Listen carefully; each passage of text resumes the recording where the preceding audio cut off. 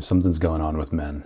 Men account for almost 3 of every 4 deaths of despair, either from suicide, alcohol abuse, or overdose. Young men are 3 times as likely to be addicted, 4 times as likely to kill themselves, 12 times more likely to be incarcerated. I think that men feel threatened right now because we don't have a story for where we fit into society, and everyone else seems to have a story.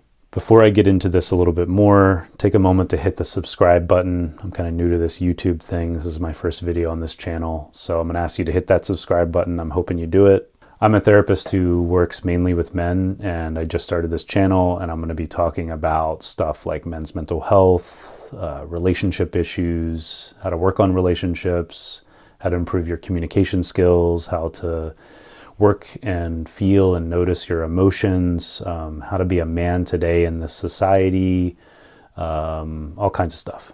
And if you have any reactions or questions or ideas or thoughts, please comment.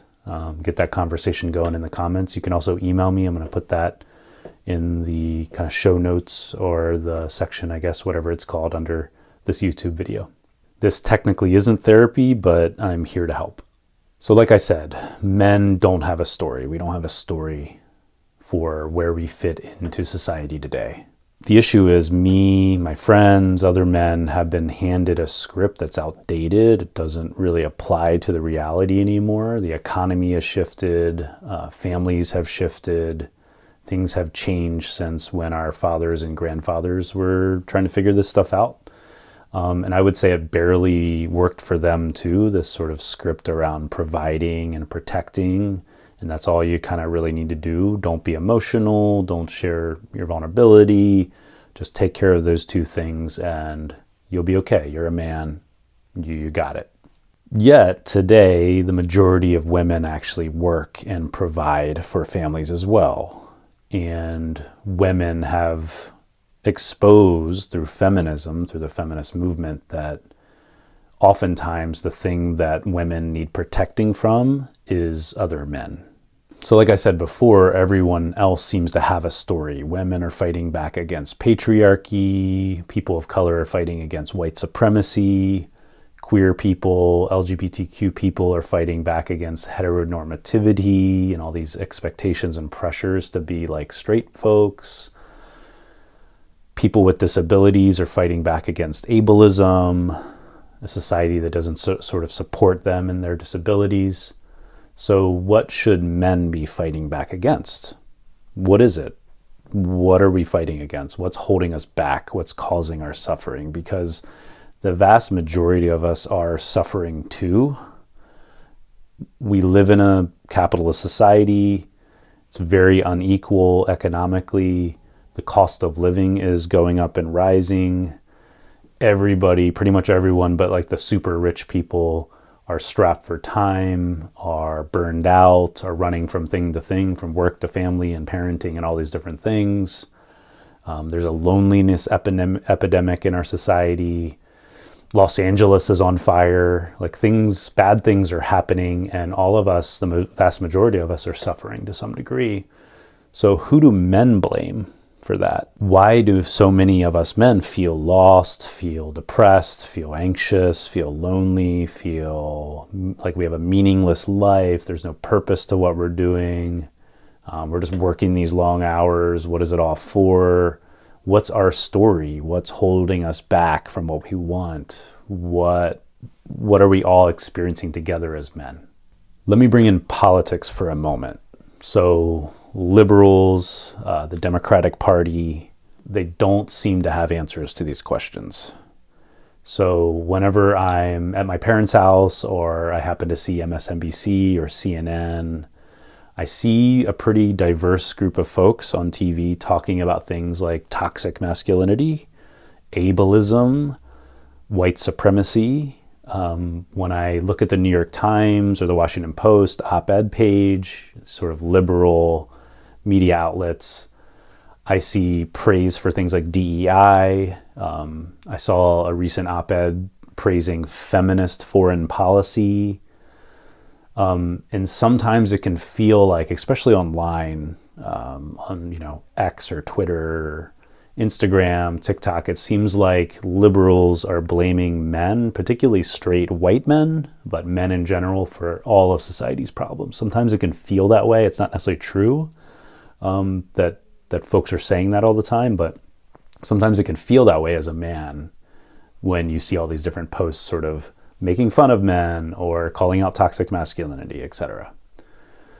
Let me be really clear here that a lot of these issues are really, really important and things that we need to address. So I don't want to minimize white supremacy, the kind of sort of harmful aspects of masculinity, the way we've been socialized as men that can harm other people and harm ourselves. People call that toxic masculinity, ableism, all these different things. These are things that are really important for us to be talking about and unpacking and changing in our society.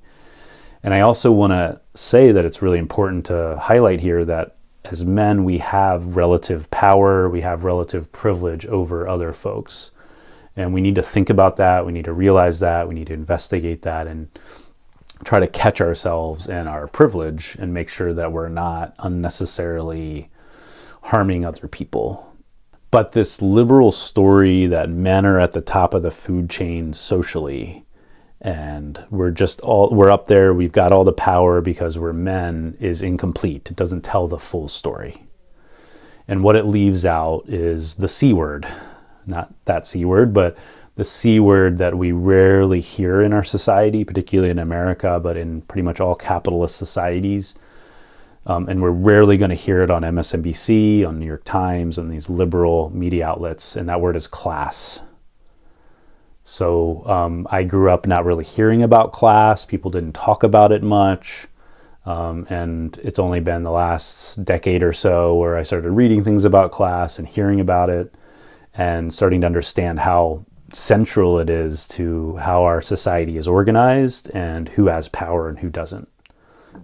And so the vast majority of men, and this is a fact, are members of the class of people in capitalism who have to work for a living. And so we have to work, we have to make an income, we have to sell our labor to someone else, usually a company or maybe a large corporation, in order to make money to afford the basics of life: food, shelter, water, and then having a family and buying a house and all these things. A small handful of men, a small handful of people in general, are members of the other class, the capitalists, the super rich people, the 1%, whatever we want to call them, who exploit everyone else who have to work for a living, right? We sell our labor to those people. They pay us a certain amount of money for that labor. They make a profit off of that, and usually a very large profit off of our work. So they're exploiting us. So class is the super really important, necessary thing for us to be talking about when it comes to what's going on in society, how our capitalist society works, who has power, who doesn't, who has money, who doesn't, who's suffering, who isn't. It's a really, really necessary, important difference in capitalist society, and it determines so many things about our lives, like not only how much money we have, but almost how much power we have and freedom, especially at our workplace, our access to education, our access to resources like food and shelter, etc. So this is the question: how come men seem to have lots of power and privilege over other people, even though the vast majority of us are part of this class that has to work for a living and aren't rich like Donald Trump or Elon Musk? I think it's because capitalism has sort of made a deal with men. They sort of bought us off. We get to feel powerful and dominant over our families, over women, over other people, even if we don't have power compared to those really rich and very powerful people.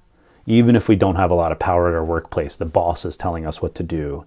We don't really get to do the work we want to do. We have to do this other work because we got to make money to, pay the bills and provide for the family. So if we're not going to feel powerful out there in the economy, at work, at least we get to have some power, some control over this family, over women, over kids, over our family. So another way to put that is a few men who own corporations, who manage Wall Street banks, who run the government, they get to lord over everyone, including other men. those other men feel justifiably disadvantaged, disempowered at work, in the economy, they're angry, and so they lord over their families at home. That's sort of the deal that capitalism has made with men. Like, we can be a little lord, a powerful king at home. We don't really get to feel that as much out there compared to those other guys who are at the top. Here's the thing though, that deal has sort of expired because more and more women have entered the workforce and are becoming economically independent and can provide for themselves or contribute to providing for the family. It's mostly because they want to. Feminism has sort of woken them up to say, hey, we have a choice. Like, I can go out and do work if I want to. I can live the life that I want to, and that's great. But it's also because families sort of have to do that. Most families today require two incomes to pay the bills. The cost of living has gone up. Wages and incomes have sort of stagnated for the last 30, 40 years. So, and this blows my mind, but in some cities, women actually out-earn men in the same position. Some of the major cities, I'm thinking like New York City or DC, where I used to live. So the power dynamics in the average American family has been shifting over the last few decades. And so this script, this story that men, this deal that like, oh, we get to be powerful, as long as we provide and protect, we're good. It doesn't really add up to reality anymore because women now are independent. They're able to provide for themselves or help provide for the family. This is probably why so many men, especially young men, are shifting rightward politically. That was one of the recent data points that came from the things we learned from the Trump win that just happened, the recent election. Because billionaires like Trump, Elon Musk, influencers who are making a lot of money like Andrew Tate, with their Jordan Peterson in there, they're giving men a story. They're giving them something. They're trying to give us something. They're acknowledging that something's wrong, that men are right. Most men are right to be angry. Like, it's justifiable to be angry at the system, at the economy, at our sort of inequality, all these things I talked about earlier. They're acknowledging that something's out of whack, that something needs to change. And the story that they're selling is that men just need to go back to the 1950s. We need to go back to this kind of cartoon American dream time where, you know, men had relative power over women, men kind of lorded over their families and controlled all the financial decisions, had a lot of power and control there. Back when men could feel that sense of power and control, even though at work they may not be feeling that, or in the broader society against the really rich men at the time, they weren't able to feel that. Back when America was great, back when men had a story. And part of a good story is that there's someone to blame. There's a reason for why they're suffering, or there's a grievance, or there's an issue. And the right is giving men someone to blame for feeling the way they do.